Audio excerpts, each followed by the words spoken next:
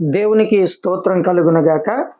ప్రభునందు ప్రియులారా, మీ అందరికీ కూడా మన రక్షకుడు మన ప్రభువైన యేసుక్రీస్తు పరిశుద్ధమైన నామములో నా శుభాలు, నా వందనాలు. ప్రియ స్నేహితులారా, దేవుని వాక్యాన్ని ధ్యానం చేద్దాం. ఈ సమయమందు దేవుని వాక్య ధ్యానము కొరకు లూకా సువార్త 23వ అధ్యాయం 43వ వచనాన్ని చదువుతున్నాను. అందుకు ఆయన వానితో, నేడు నీవు నాతో కూడా పరదేశులో ఉందువని నిశ్చయముగా నీతో చెప్పుచున్నాను అనెను. యేసుక్రీస్తు స్వయంగా పలికిన మాట ఇప్పుడు మనం చదువుకున్నాం. ఏమని పలుకుతున్నాడంటే, నేడు నీవు నాతో కూడా పరదేశులో ఉందువు. ఈ మాట యేసు ప్రభు శిలువ మీద వ్రేలాడుతూ 3 మేకుల ఆధారంతో శిలువ మీద వ్రేలాడుతూ యేసుక్రీస్తు ఈ రెండవ మాట పలికాడు. కుడి చేతి వైపున్న దొంగతో ఈ మాట పలుకుతున్నాడు. నేడు నీవు నాతో కూడా పరదేశులో ఉందువు. చనిపోయే వ్యక్తులు ఎవరైనా, ఈ లోకాన్ని విడిచిపెట్టిన వ్యక్తులు ఎవరైనా చనిపోయాక ఎక్కడికి వెళ్ళాలో యేసు ప్రభు ఈ వాక్యంలో చెబుతున్నాడు. పరదేశుకు వెళ్ళాలి అని యేసు ప్రభు చెబుతున్నాడు. చాలామంది ఈ సంగతి ఎరుగకే వారి యొక్క ఆత్మను పరదేశంలోకి వారు చేర్చుకోవాలి. అలా కాకుండా చాలామంది వారి ఆత్మను నరకానికి వదిలేస్తున్నారు. ప్రియులరా, ఎవరైతే యేసుక్రీస్తునందు విశ్వాసం ఉంచుతారో, ఎవరైతే యేసుక్రీస్తుని రక్షకుడిగా అంగీకరిస్తారో, నమ్ముతారో, అలాంటి వారు ఈ లోకంలో జీవించినంత కాలము బ్రతికి ఆ తరువాత వారు మరణించినప్పుడు వారి యొక్క ఆత్మ పరదేశంలోనికి చేర్చబడుతుంది, వారు చేరుతారు. యేసు ప్రభు అదే సంగతి అంటున్నాడు. నేడు నీవు నాతో కూడా అని కుడి చేతి వైపున్న దొంగతో అంటున్నాడు.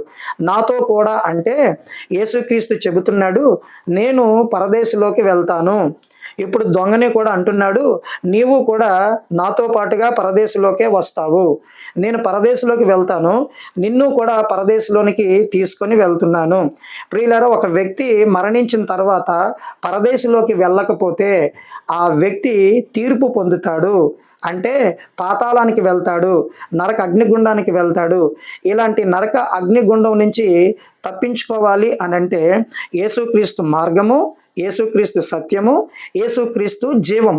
ఇక్కడ వాక్యాన్ని సరిగా జాగ్రత్తగా చూస్తే యేసు ప్రభువు మధ్యలో ఉన్నాడు. కుడి చేతి వైపు ఒక దొంగ ఉన్నాడు, ఎడం చేతి వైపు మరొక దొంగ ఉన్నాడు. ఎడం చేతి వైపు ఉన్న దొంగకి, కుడి చేతి వైపు ఉన్న దొంగకి ఇద్దరికి చాలా తేడా ఉంది. లూకా సువార్త 23వ అధ్యాయం మనం 39వ వచనం నుంచి 43 వరకు లేఖనాలు చూసినట్లయితే చాలా స్పష్టంగా ఎడం చేతి వైపు ఉన్న దొంగకి, కుడి చేతి వైపు ఉన్న దొంగకి తేడా మనకి అర్థమవుతుంది. ఎడం చేతి వైపు ఉన్న దొంగ యేసు ప్రభువుని రక్షకుడిగా అంగీకరించటం లేదు. నిన్ను రక్షించుకో, తరువాత నన్ను రక్షించగలుగుతావు అని అంటున్నాడు. అంటే నన్ను నువ్వు రక్షించు, అయితే నిన్ను నువ్వు రక్షించుకుంటేనే నన్ను నువ్వు రక్షించగలవని నేను నమ్ముతాను అని అంటున్నాడు ఎడం చేతి వైపు ఉన్న దొంగ. అదే కుడి చేతి వైపు ఉన్న దొంగ అయితే ఎడం చేతి వైపు ఉన్న దొంగతో గద్దించి బుద్ధి చెప్పి, నీవు నేను తప్పు చేశాము, మనము పాపం చేసిన వారం గనుక ఈ శిలువ శిక్ష సరైనదే. నీవు దేవునికి భయపడవా?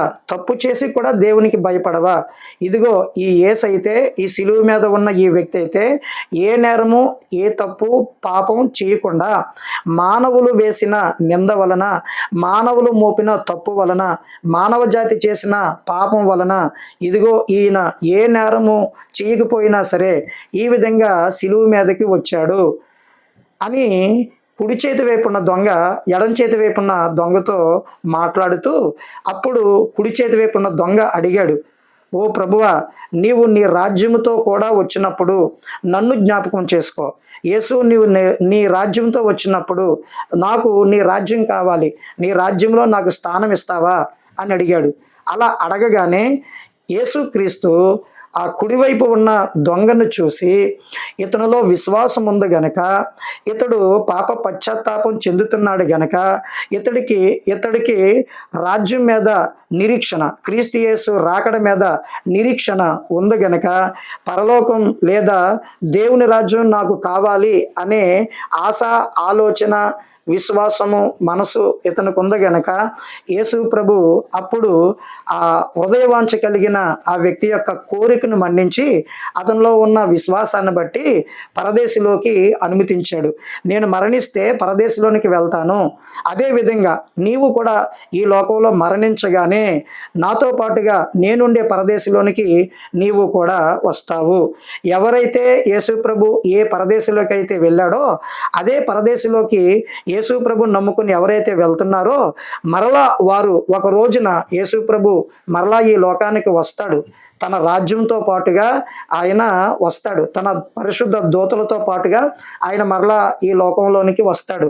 అలా వచ్చినప్పుడు పరదేశంలోకి వెళ్ళిన ఆత్మలను ఆయన వెంటబెట్టుకొని మరలా ఈ లోకం మీదకి వచ్చి వారికి మానవ దేహాలను ఇచ్చి మరలా అతడు తన ప్రజలను పరిపాలన చేస్తాడని బైబిల్లో వ్రాయబడి ఉంది.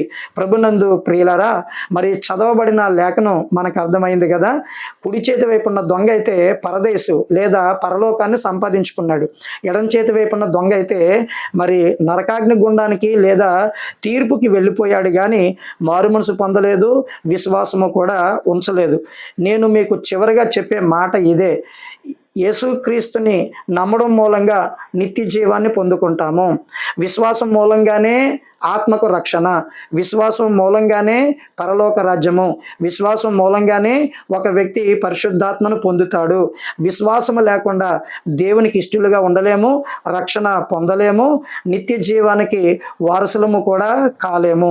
అందుకని కుడి చేతి వైపు ఉన్న దొంగ వలె మరి ఎవరైతే ఈ లోకంలో పాపులుగా, దోషులుగా, ఇంకా క్రీస్తుకి దూరస్తులుగా, పాపముల చేత, అపరాధముల చేత చచ్చిన స్థితిలో ఉన్నారో, మారు మనసు లేకుండా ఉన్నారో, అట్టివారు కుడి చేతి వైపున్న దొంగ వలె వారి పశ్చాత్తాపము చెంది క్రీస్తు వైపు వారు తిరిగి క్రీస్తుని చూసి, ప్రభువా నన్ను రక్షించు, నాకు కూడా నిత్య జీవం దయచేయండి, నాకు పరదేశం కావాలి, పరలోకం కావాలి, నీ రాజ్యం నాకు ఇవ్వండి అని అడిగితే ఖచ్చితంగా అట్టి వారిని రక్షిస్తాడు.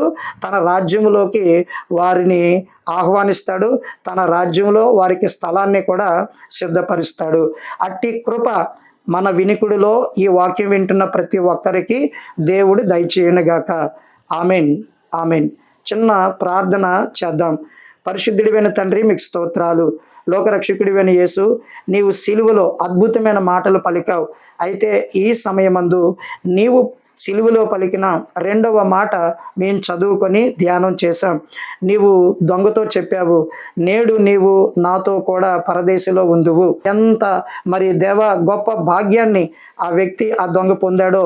మరి ఎలాంటి భాగ్యం లేనివారు, నిత్య జీవానికి వారసులు కానివారు, రక్షణ లేనివారు, నీ రాజ్యం లేనివారు అనేక మంది ఉన్నారు. అట్టి వారిని దర్శించండి, అట్టి వారికి రక్షణ దయచేయండి ప్రభువా. మరి నిన్ను ఎరిగి నీ దగ్గరికి వస్తున్న బిడలను కూడా జ్ఞాపకం చేసుకోండి, మీ రాకడకు సిద్ధపరచండి. ఇదిగో నీవు నీ దూతలతో కూడా వచ్చినప్పుడు నీ పరిశుద్ధ సంఘాన్ని నీ పరిశుద్ధ రక్తముతో కడిగి శుద్ధి చేసి నీ రాకడకు సిద్ధపరిచి ఎత్తబడే గుంపులో మరి నిన్ను నమ్మిన పిల్లలు ఉండేలాగున మీరే కార్యము చేయమని, మహిమ ప్రభావాలు పొందమని యేసుక్రీస్తు పరిశుద్ధమైన నామములోనే ఈ ప్రార్థన అడుగుచున్నాను పరమ తండ్రి. Amen, amen. ప్రియులారా, మీ అందరికీ కూడా క్రీస్తు పేరిట నా వందనాలు. దేవుడు మిమ్మల్ని దీవించునుగాక. ఆమెన్.